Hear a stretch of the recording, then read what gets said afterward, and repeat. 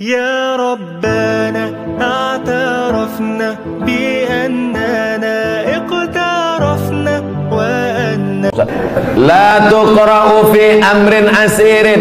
Kalau surat ini dibacakan pada perkara yang sulit, sulit nikah, sulit anak, sulit rezeki, illa yassarahullah, maka Allah memudahkan. Baca surat Yasin. Begitu dalam tafsir Ibnu Katsir. Ibu, bapak yang menikah belum punya anak, baca surat Yasin. Yasin wal Qur'anil Hakim innaka laminal mursalin. Selesai itu baru baca, ya Allah, berkat bacaan surat Yasin ini mudahkanlah. Tapi ada pula anak muda ini datang ke saya, Ustaz Somad, udah 40 tahun saya belum punya anak. Kenapa gitu? Belum nikah. Nikahlah. Baca surat Yasin juga. Dulu waktu Ustaz pernah mengisi ceramah di Mandala, saya minta doa agar dapat keturunan. Ya, kita doakan. Alhamdulillah Pak Ustaz, setelah itu istri saya positif. Alhamdulillah. Kita yang takut positif itu kalau razia narkoba. Kalau positif hamil, kalau udah nikah, alhamdulillah. Belum nikah, na'udzubillah. Sekali lagi mohon doanya Pak Ustaz. Minta doa sekali lagi agar saya dapat keturunan yang soleh dan soleha. Baca surat Ali Imran ayat 35, 36, 37. Mau tidur malam sama habis subuh. Surat Ali Imran 35, 36, 37. Ayat itu bercerita tentang perempuan solehah, namanya Hannah. Lakinya soleh, namanya Imran. Imran sama Hannah lama tak punya anak. Mereka bernazar, akhirnya punya anak. Lahirlah anak perempuan namanya Maryam. Maryam punya anak laki-laki namanya Isa. Allah jaga keturunannya. Idh qalat imra'atu Imran rabbi inni nadartu laka ma fi batni muharraran fataqabbal minni innaka antas samiul alim. Falamma wada'atha qalat rabbi inni wada'tuha unsa. Ini bagus. Bapak-bapak kasih ingat istrinya yang baca surat Ali Imran 35, 36, 37 ya. Abang aja lah. Kalau gitu akulah hamil. Kau baca sekarang, kalau tidak aku cari satu lagi. Bapak ni pantang ni pancing. Nampak betul keinginan terpendam. InsyaAllah kalau anak saya laki-laki akan saya beri nama Muhammad Baghawi. Ulama besar. Imam Nawawi ada mengutip pendapat Imam Al-Baghawi dalam kitab Majmu' Syarah Muhadzab dalam masalah bayar fidyah salat. Fidyah salat itu pendapat Imam Al-Baghawi yang dikutip pendapatnya oleh Imam An-Nawawi dalam kitab Al-Majmu' Syarah Muhadzab. Bagus sekali. Kalau perempuan mohon kasih nama Pak Ustaz, Nuaira. Nuaira artinya secercah cahaya. Masya Allah. Kok tiba-tiba Ustaz kasih itu? Tak tahu, pas nengok lampu. Nuaira. Nanti manggilnya kan Nuaira, secercah cahaya. Tambah-tambah kasih lain boleh, tak apa-apa. Ustaz, apa yang membedakan seorang makmum dengan seorang imam? Imam di muka, makmum di belakang. Ustaz ni macam jawaban anak TK. Al-imamu junnah. Imam itu penanggung jawab. Faqiraatul imam qiraatul makmum. Bacaan si imam menjadi bacaan makmum, maka bacaan imam mesti sempurna. Syarat menjadi imam 14. Buka dalam kitab Al-Fiqhul Islami wa Adillatuh Syekh Wahab Zuhaili menurut mazhab Syafi'i. Yang pertama, wali. Jadi kalau berkumpul orang di kota Medan ini, siapa yang paling layak menjadi imam? Wali kota. Kalau wali kotanya tak sanggup jadi imam, yang tak usah bersuara, imam zuhur, asar. Diangkat imam. Imam yang kedua namanya imam ratib. Diangkatlah imam ratib. Kalau di Masjidil Haram itu Syekh Abdurrahman Sudais, itu diangkat oleh raja, oleh sebelum Salman, sebelum lagi Abdullah, sebelum lagi Fahad. Itu imam paling tinggi wali. Yang keduanya adalah imam ratib. Yang ketiga ahfazuhum, yang paling banyak hafalan Qur'annya. Jadi kalau kumpul kita ramai-ramai, siapa yang paling layak jadi imam? Inilah yang hafiz. Ini sekarang banyak orang salah nih. Maju anak hafiz depan, tuanya udah nikah dia. Pak, dia memang belum nikah tapi hafal Quran. Bapak udah nikah berapa kali, tak hafal juz amma. Dia memang belum nikah tapi Quran itu di kepala dia. Dia tinggal klik keluar Quran. Bapak klik keluar hutang. Saya lihat ada beberapa masjid musola tempat imam itu lebih tinggi beberapa sentimeter. Boleh apa tidak Pak Ustaz? Makruh hukumnya kalau tempat imam itu lebih dari zira' sehasta. Sini tak ada sejengkal pun tidak. Kalau tempat imam itu lebih tinggi dari sehasta nih, makruh hukumnya. Dalam kitab Al-Fiqhul Islami wa Adillatuh. Dulu imam itu dibuat tinggi. Kenapa imam itu tinggi? Supaya suara imam sampai ke belakang. Karena waktu itu belum ada mikrofon. Maka suara imam tinggi. Bismillahirrahmanirrahim.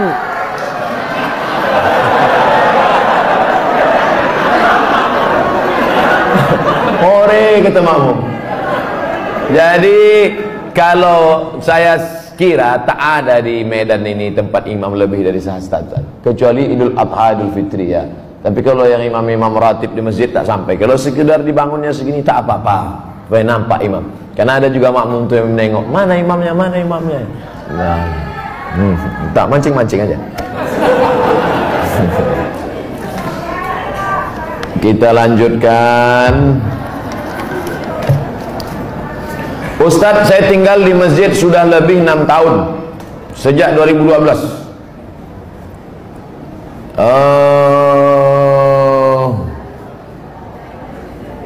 Saya melanjutkan S2, alhamdulillah sudah lulus, tapi pembayaran belum ada uang. Kalau ada orang dermawan yang ingin membantu, alhamdulillah saya mau bersyukur. Kirimkan ke nomor 0. Ini boleh untuk dibaca karena itu rahasia.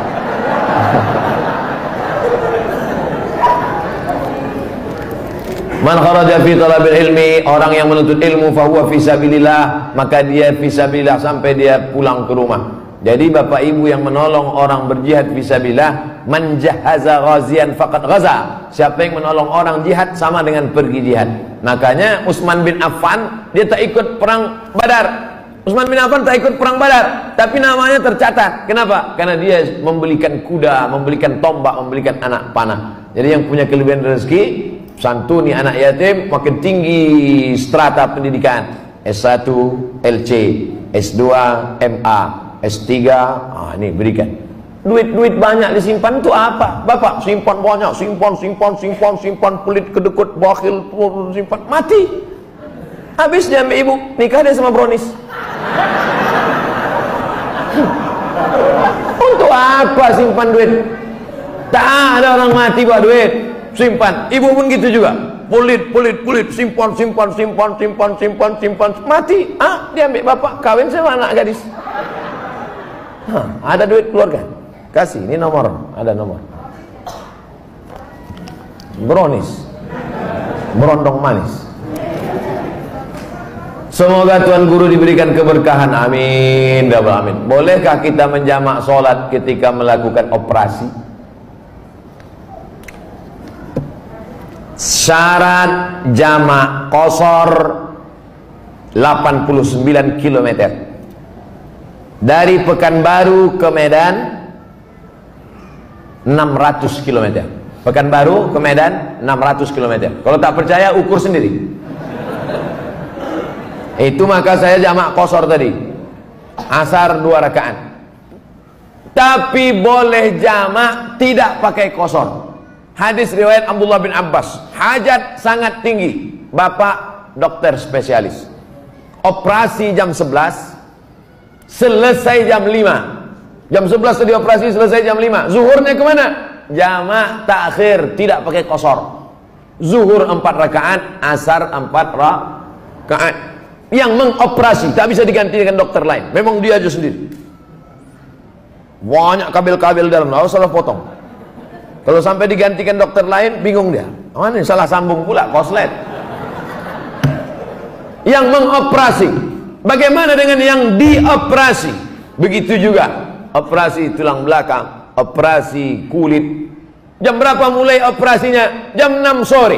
Sementara di Medan maghrib jam 6.30. Selesai operasi jam 10 malam. Kemana maghribnya? Maghribnya tarik jamak takhir, maghribnya 3 rakaat, isyaknya 4 rakaat. Tapi jangan mempermudah-mudah.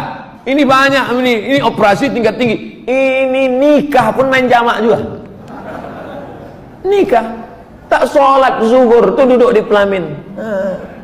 Kau tak sholat zuhur, sayang makeup luntur.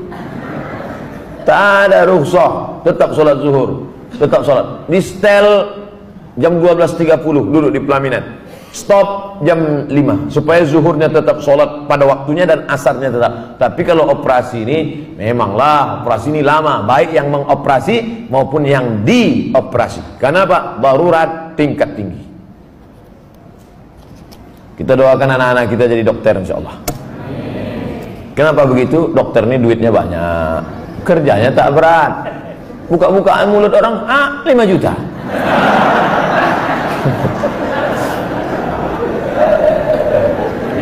Bagaimana cara menyikapi suami yang meninggalkan istri dan berniat untuk tidak memberi nafkah? Hai laki-laki, kalian punya kewajiban 5. Kasih binimu makan, pakaian, tempat tinggal, pendidikan, perhatian. Makan, sudah. Pakaian, sudah. Banyak sekarang laki-laki tak ngasih bini pakaian. Itu yang di mall-mall tuh. Ada yang kuyak, ada yang tak berjahit, ada yang resleting belum berpasang. Ustaz nengok, tertengok tak sengaja. Saya tak ada niat nengok, tapi pas nengok-nengok lip tu nampak sikit. Pertama kasih dia makan, yang kedua kasih dia pakaian, ketiga kasih dia tempat tinggal yang layak sesuai dengan kemampuan, yang keempat kasih dia pendidikan. Kalian yang mendidik dia, kalau tak sanggup mendidik dia, suruh dia dengar pengajian. Perhatian. Sanjungan, perempuan suka disanjung-sanjung. Gimana abang tengok baju yang ku beli kemarin bang? Belum pernah abang menengok baju macam itu. Padahal berserak-serak simpang limun. Nah, kalau tidak kau berikan ini, maka perempuan ini punya wali. Jangan bodoh-bodohnya anak-anak gadis kita. Anak gadis ibu punya wali 6. Ayah, atuk, abang, adik, pakcik, abang ayah, adik ayah. Maka laki-laki yang tak menunaikan 5 kewajibannya tadi, wali tadi memanggil. Bukan 6-6-nya, salah satu. Jangan 6-6-nya, pucat mati dia. Salah satu aja. Ayah, abang, adik, pakcik. Aku sebagai wali, sini kau sini. Kalau kebetulan bapak tentara, polisi, cabut pistol letakkan situ. Lepas. Macam-macam, ku tembak kepala kau. Kenapa tak kau kasih dia makan? Kenapa tak kau kasih dia nafkah? Apa ini? Perempuan yang dibodoh-bodohi. Ini tak dikasih nafkah, diam. Tak dikasih belanja, diam. Muka biru ditumbuk merah, diam. Kenapa kau tak melawan? Sorga di bawah tapak kaki laki. Bodoh. Kalian perempuan punya wali. Perempuan punya wali. Bukan perempuan itu yang ngomong. Ini banyak sekarang perempuan ngomong langsung sama suami. Bukan begitu. Ada walinya yang mempertanyakan. Nah, jadi kalau mengerti betul kata Nabi, hai para wali, para ayah, para abang, para kakek, para datuk, para pakcik, para paman, idza ja'akum man tardawna dinahu, kalau datang orang meminang anak gadismu, meminang adikmu, meminang cucumu, pandanglah 2. Din, agamanya baik, wa khuluquhu, akhlaknya baik. Baik agamanya, baik akhlaknya, nikahkan dia. Jangan kau tengok mobilnya. Ini kalau datang naik Grab aja. Oh, datang naik Mercedes Benz, inilah dia. Rupanya rental.